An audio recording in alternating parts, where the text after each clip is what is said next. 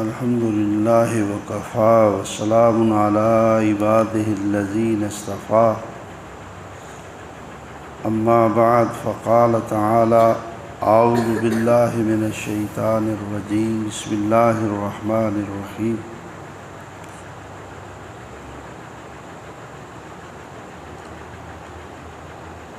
ثم ان ربک للذین عملوا السوء بجہالۃ ثم تابوا من بعد ذلك واصلحوا ان ربك من بعدها لغفور رحیم۔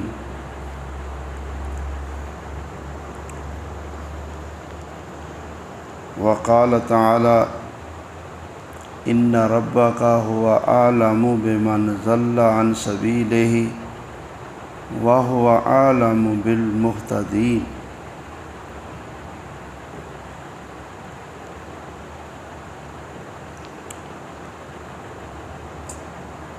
ثم ان ربک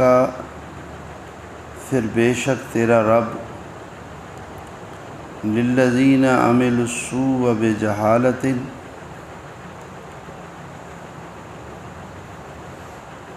ان لوگوں کو جو گناہ کے کام کرتے ہیں بجہالۃ لا علمی کی بنا پر، جہالت کی بنا پر، ثم تابوا من بعد ذلک پھر وہ اس کے بعد توبہ کر لیتے ہیں، جلد ہی اللہ سے ڈر جاتے ہیں، وَأَصْلَحُوا اور نیکی کرنے لگ جاتے ہیں یا اپنی اصلاح اور درستگی کر لیتے ہیں، ان ربک بے شک تیرا رب من بعدہا لغفور رحیم ان کے توبہ کر لینے کے بعد اور اپنی درستگی کر لینے کے بعد البتہ معاف کرنے والا اور رحم کرنے والا ہے۔ اور آگے چل کر فرمایا ان ربک هو اعلم بمن ضل عن سبیلہ بے شک تیرا رب وہ بخوبی جانتا ہے اس شخص کو جو سیدھے راستے سے گمراہ ہوا، وَهُوَ عَالَمٌ بِالْمُهْتَدِينَ اور وہ بخوبی جانتا ہے ان لوگوں کو جو ہدایت والے ہیں یا ہدایت پر ہیں۔ اللہ تعالیٰ کے سب علم میں ہے کون دین کے سیدھے راستے پر ہے اور کون گمراہی کے راستے پہ ہے، فسق و فجور کے راستے پہ ہے۔ ہر بندے کے ہر کام سے اللہ تعالیٰ باخبر ہے۔ تو جب اللہ تعالیٰ سب کو جانتا ہے تو پھر بندوں کو اس بات پر دلیر نہیں ہونا چاہیے کہ کچھ نہیں ہوگا یا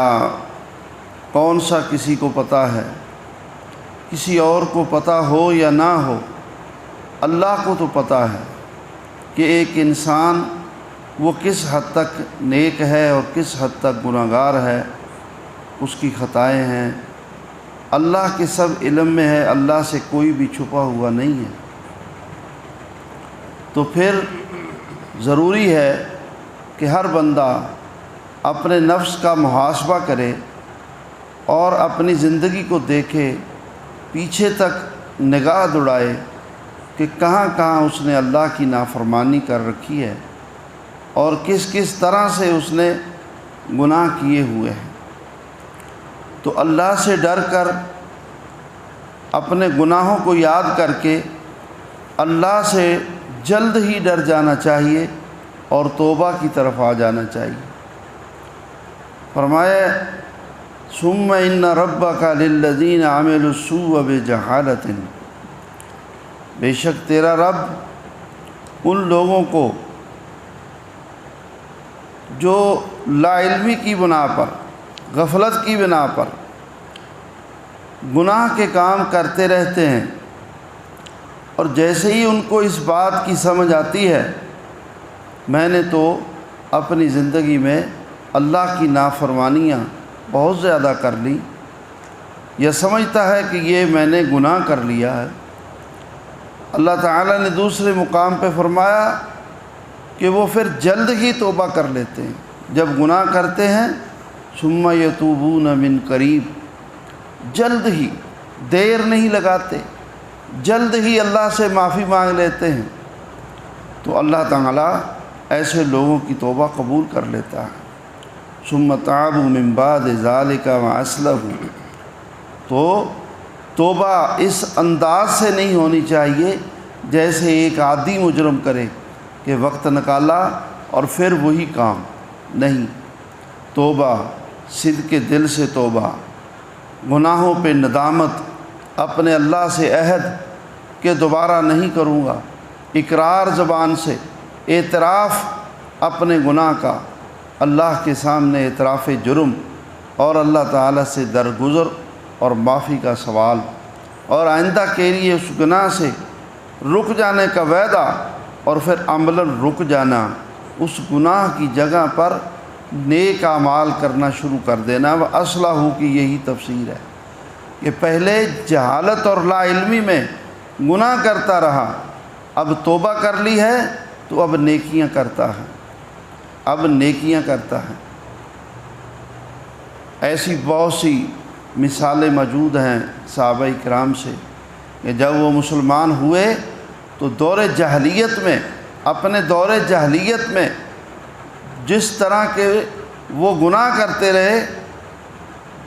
اسلام لانے کے بعد اسی طرح کی انہوں نے بڑی بڑی نیکیاں کی، بڑی بڑی نیکیاں کی۔ واشی نے حضرت امیر حمزہ رضی اللہ تعالی عنہ کو شہید کیا جنگ احد میں، تو پھر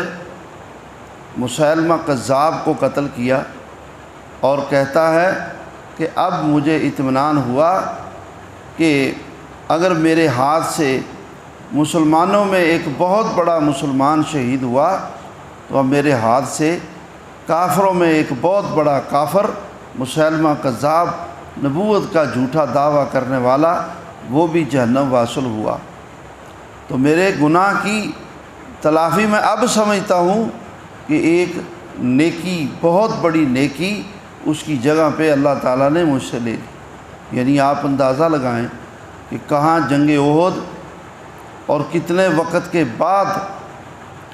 مسیلمہ کذاب کو اس ابوبکر صدیق کے دور میں ان سے جنگ ہوتی ہے اور ان کو قتل کرتا ہے۔ تو میں نا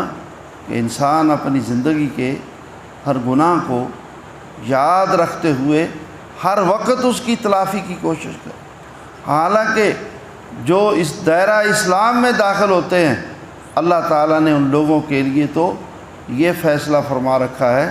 کہ ان الاسلام یہدم ما کان قبلہ، کہ اسلام لانے سے پہلے سارے گناہ معاف ہو جاتے ہیں۔ اسلام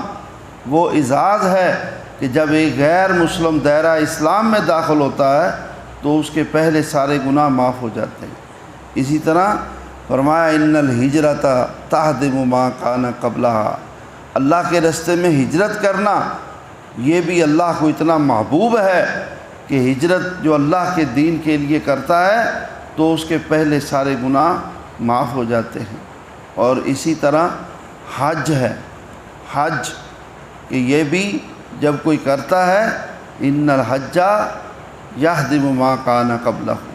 حج کرنے سے انسان کے پہلے سارے گناہ معاف ہو جاتے ہیں۔ یہ وہ عظیم نیکیاں ہیں،